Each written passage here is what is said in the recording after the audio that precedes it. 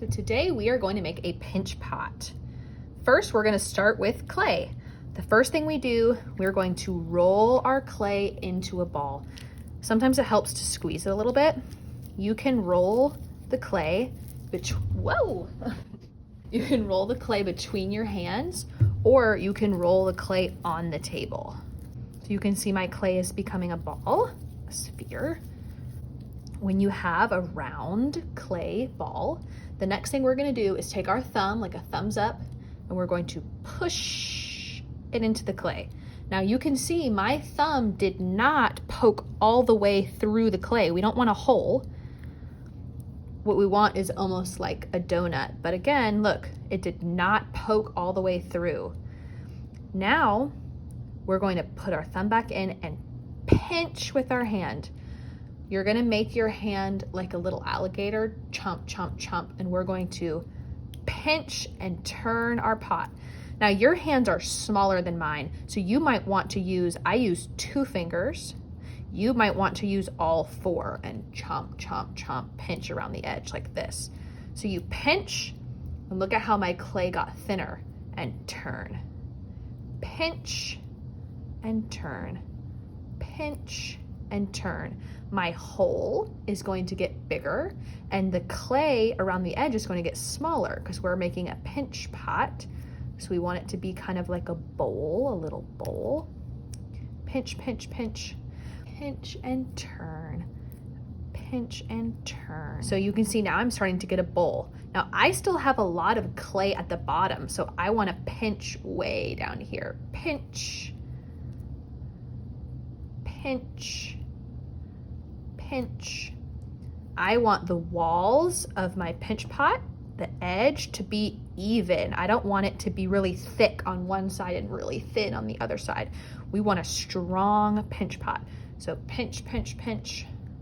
I honestly use both hands sometimes too. So again, I'm pinching the bottom. I want my pinch pot to be even and smooth. So I'm gonna stop there. If I keep pinching, do you see how thin my wall is? This is probably going to break. We don't want that. I'm gonna fold it back down so it's strong again. We want our walls to be like this. Not too thin, not too thick. Now that I have my pinch pot, I can think about smoothing it out. So I can use my thumbs to smooth the clay. It's like I'm rubbing it, almost like I'm petting a cat. When I smooth the clay, it looks even more beautiful than before. We're taking out all the lumps and bumps on the outside of my pinch pot. I could smooth it out, smooth out my pinch pot. Now, right now, my pinch pot is soft. The clay is soft. It's also a gray color. If I tap the clay on the table, let's listen. It makes a soft sound.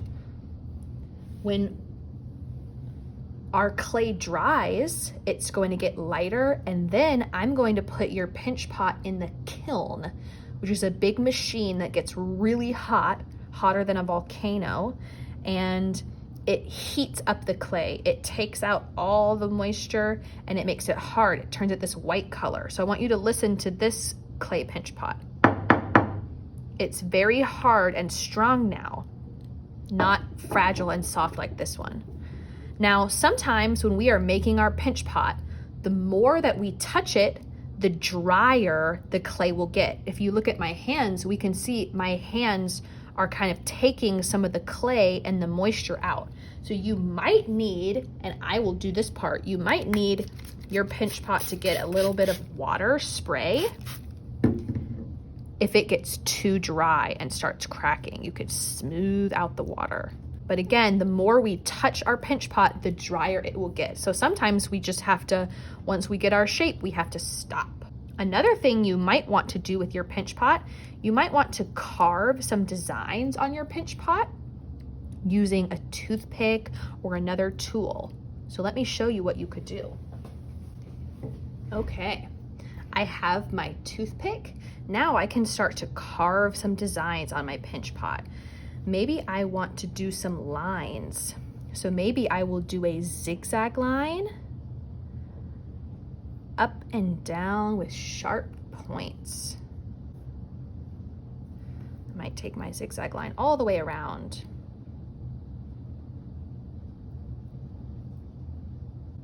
Okay, I have my zigzag line.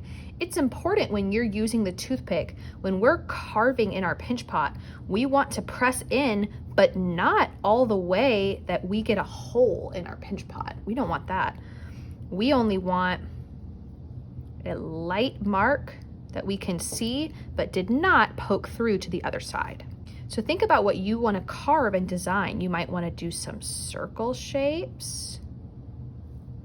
You might want to make something realistic, like maybe a flower. I might do a flower in the very bottom of my pot with the circle, and then maybe some petal shapes. Okay, think about what you want to carve on your pinch pot. Remember to be careful that you're not pressing too hard so that it pokes all the way through. We want to be gentle with our pinch pot so it is strong and doesn't have lots of holes in it.